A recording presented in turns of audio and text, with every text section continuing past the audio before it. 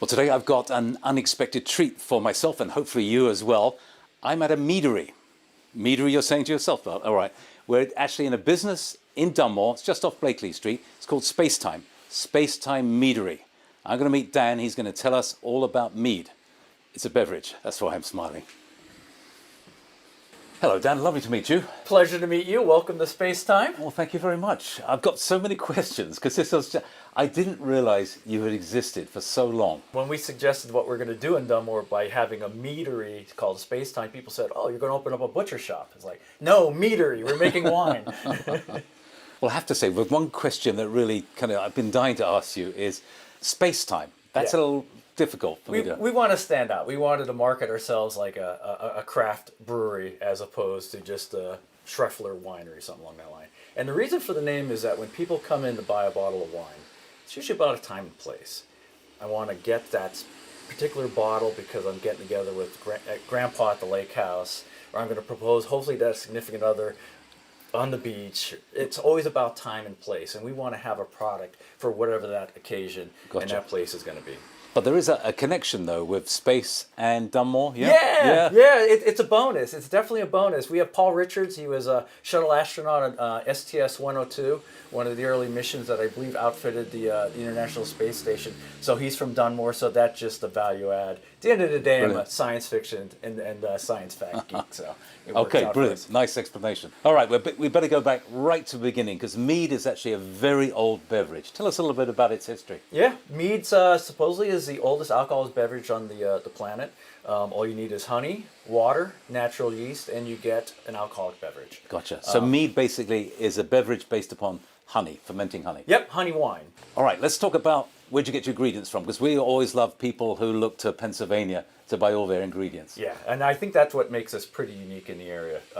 We get our honey from local labor areas, whether it's Murphy's Bee Farm over in Newton Township, Beekeeper's Daughter in Plains, or a number of other local small beekeepers. So we really pride ourselves in using Pennsylvania fruits, honey, maple syrup, hops, whatever we can get, spices, lavender, Fantastic. whatever. Yeah. Yep.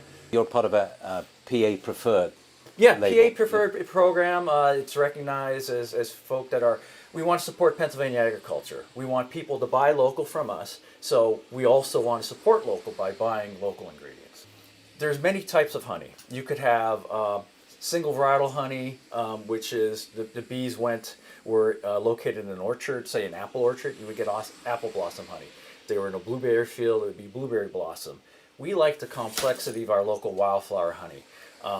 In the summer, you have your many different plants that give a very nice light kind of flavor. For us, it's the fall. The fall. A couple plants that we love and a couple plants that we hate.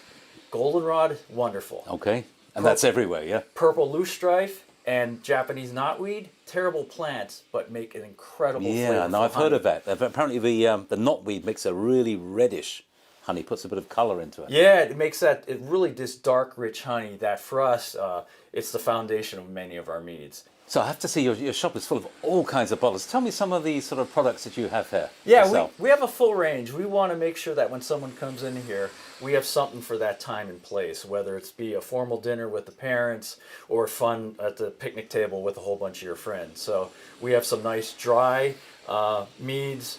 We have some sweet meads. We have, completely silly stuff like a Swedish fish flavored mead. Seriously? Yeah. It's one of our best sellers. Oh, I love Swedish fish. Do you love it? Yeah, that's terrible. We'll have to crack My that kids one used it, open. and it got me into them. And apparently if you put 10 or more in your mouth, that's the way to do it at once. But that's another story. Yeah, the ciders are going to be more sophisticated for food pairing, so think charcuterie boards, cheeses, along that line. Excellent. And yes, you do sell cider, so it's another cidery in northeast Pennsylvania. Yeah. So I've been looking forward to trying some of it. So why don't we go back to the winery and you can show us how you actually make mead. Awesome. Yeah, let's do it. So here we are, Dan, the heart of the mead making. That's right, the center of where all the fun and all the wine happens. So far it looks just the same as a winemaking establishment. It is winemaking. Okay. The only thing different is that instead of using grape juice, we're just getting honey and diluting it. So what we have here are, how many gallons? This is a 300 liter or 75 gallon tank. Okay. And the other tanks that are around are roughly 52 gallons or 200 liters. So in terms, if you were to fill this all the way up to 75 gallons. Yep. How much honey would you put in for a standard mead, as it were? Yeah, so this would be about 180 pounds of honey. Okay. So 3 5-gallon buckets or whatever. Three 5-gallon buckets. Yeah, Okay, that's a yeah, lot of honey. It's a lot of honey. It's a fitness program to lift To get that it up and, there. and pour it in. Yeah. So you've got your honey in here, Yep. and you've got water in here. Yep. Water. Is that about it, or is it? Yeah, that's a traditional mead. It's just honey and water. But we could easily have put in there apple cider, like non-alcoholic juice. Yeah. We could put in any sort of fruit juice in too. Anything to liquefy the honey, so at that point we'll ferment. Brilliant. And you're going to add a yeast to it, are Yep. And depending upon what flavor profile we want, we'll use a standard wine yeast, just like any. If we're the same yeast that you use to make a Sauvignon Blanc, but we like to play with a lot of beer yeast because they give a lot more complexity. That would be a pretty simple product. It's starting to ferment. How long is it going to ferment for? We'll ferment anywhere from 4 to 8 weeks. Generally, a longer time to ferment than most people would consider would be reasonable if you were turning around and trying to make profit on. And then we'll let it sit and clarify and age anywhere from another 4 weeks up to another full year in order for it to clarify and really find itself. I'm not really a wine maker. I'm a wine enabler. It tells me when it's ready. Gotcha. And you're happy to taste once a week. Yeah, it's a tough life. It's a tough life. And I can see over your shoulder, you're going to have to explain these to us. This is your little experimental lab, This is is more of our experimentation. If you've seen our menu, we probably have about 30 different varieties of mead, ciders, and other wines. So right now we have going is a beautiful peach wine, mead, peaches from the Scranton Farmers Market, local wildflower honey. We have a pumpkin mead, actually made with actual jack-o'-lantern from last year, and a beautiful black currant. So we're always trying out different flavors. A lot suggested by our customers, Nice. a lot suggested by our staff. Now don't go away. When we come back, we'll be actually tasting some of these wonderful meads and a few ciders. And I think you've got a special thing for me. Yes, I do. It's a tough Don't one. go away.